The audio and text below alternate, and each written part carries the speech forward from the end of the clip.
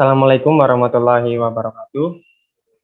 Waalaikumsalam. Waalaikumsalam warahmatullahi wabarakatuh. Ya, sebelumnya perkenalkan kami dari kelompok ketiga pada Latsar Angkatan ke-23 di mana sub kelompok 1. Yang pertama saya akan mengenalkan anggota kelompok saya. Dari saya sendiri Agung Dwi Budi Suwarto SH, kemudian ada Mbak Anissa Eka Dewi Kusuma Nagari SH, kemudian ada Mas Utama Rakajati SH, kemudian ada Mbak Suci Setiawati SH, dan yang terakhir ada Mas Wahyu Priyanto SH. Ya, di sini kami akan mengerjakan tugas kelompok pada agenda ketiga, di mana tugasnya adalah menganalisis isu untuk mengomentari atau memberikan pendapat terhadap video bad practice maupun video yang bad practice-nya dengan substansi manajemen ASN dan juga smart ASN. Untuk menyingkat waktu, langsung saja bisa di-share screen oleh Mas Utama Rakajati, video pertama bad practice.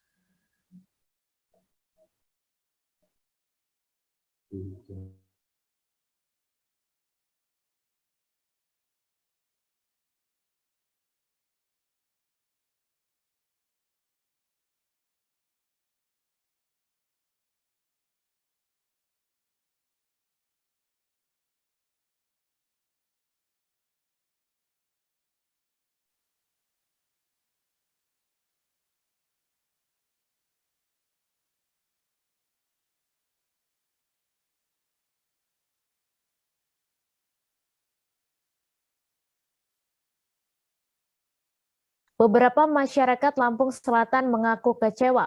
Pasalnya pelayanan di kantor ATR BPN Lampung Selatan tidak buka.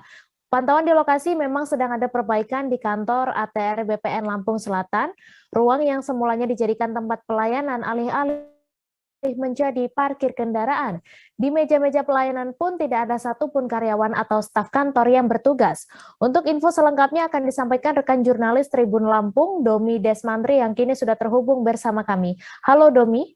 Ya, halo rekan Mei.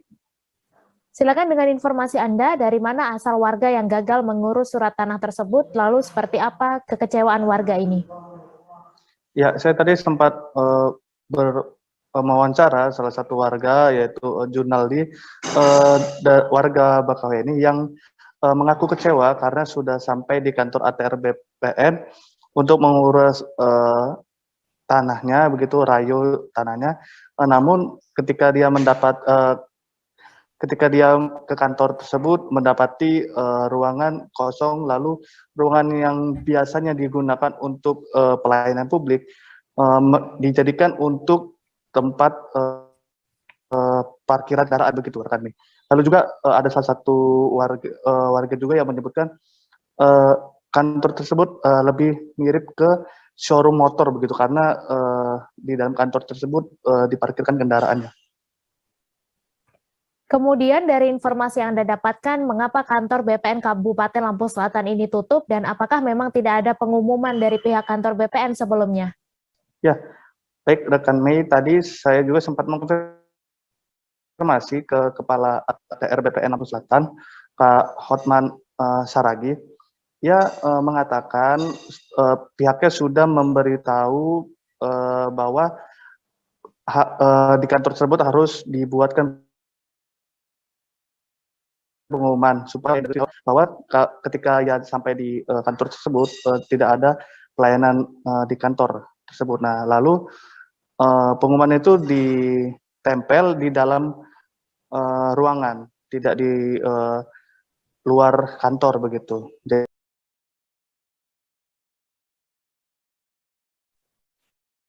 Ya, untuk video yang pertama, yang bad practice, sudah disaksikan bersama-sama. Mungkin untuk share screen-nya bisa di-stop dulu. Ya, kemudian langsung saja pendapatnya diutarakan sama teman-teman semua, dimulai dari Mbak Suci, monggo.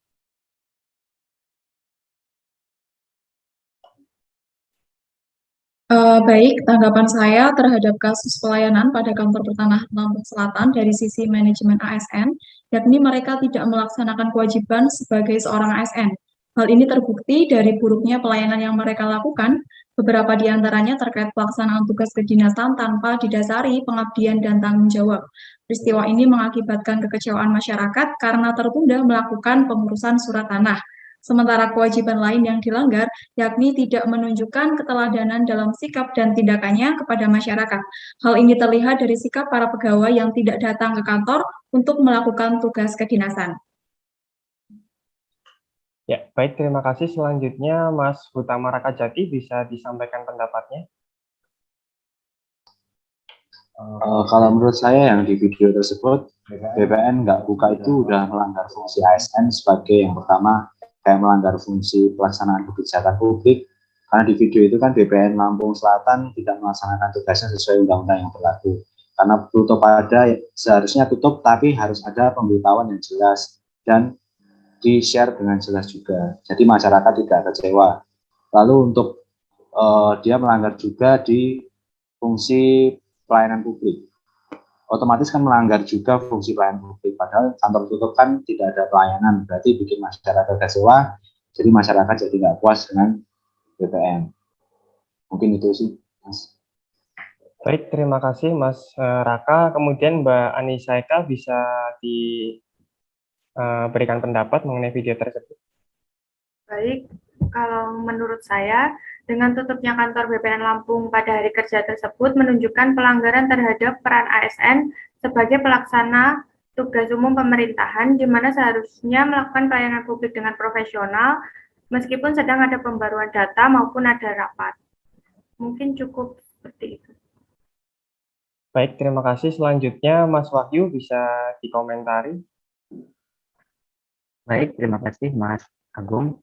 Mungkin yang mau bisa saya komentari dari best practice tersebut itu adalah bahwa pegawai di Lampung Selatan itu tidak menerapkan sistem smart ASN dengan baik karena mereka tidak mengutamakan transformasi digital, yaitu mereka dapat menggunakan media-media digital untuk melakukan sosialisasi serta pengumuman terhadap kenapa kantor dibuka sehingga masyarakat tidak datang dan tidak pulang dengan tangan kosong, sehingga transformasi digital yang diterapkan pada kantor pertanahan Lampung Selatan tidak berjalan dengan maksimal. Mungkin itu saja Mas. Saya kembalikan. Baik, terima kasih. Saya terima pendapat dari teman-teman semua. Kemudian saya juga ingin mengutarakan pendapat saya mengenai video tadi di atas.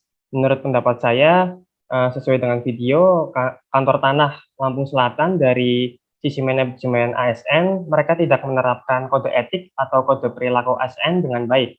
Hal itu tercermin dari tutupnya layanan atau pelayanan publik pada kantor dengan tidak adanya petugas atau staf kantor yang berada di tempat.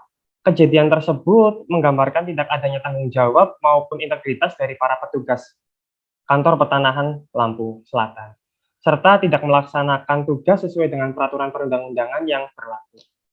Ya, baik, terima kasih. Itu pendapat dari saya. Untuk bagian bad practice-nya sekian, kemudian bisa dilanjutkan share screen Bapak Raka untuk video yang best practice-nya.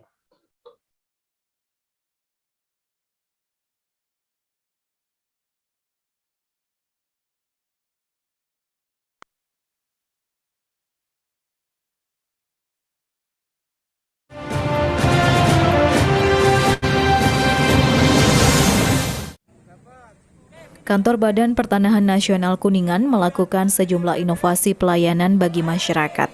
Menurut Kepala ATR BPN Kuningan, terdapat 8 inovasi yang bertujuan mempercepat transformasi digital layanan publik yang berkualitas, cepat, mudah, dan terjangkau masyarakat. Seperti layanan pendaftaran hak tanggungan, roya, pengecekan sertifikat, info zona nilai tanah, surat keterangan pendaftaran tanah. Dari 8 inovasi, Weekend Service menjadi inovasi andalan BPN Kuningan. Sesuai namanya, Weekend Service bertujuan melayani urusan pertanahan warga pada hari libur.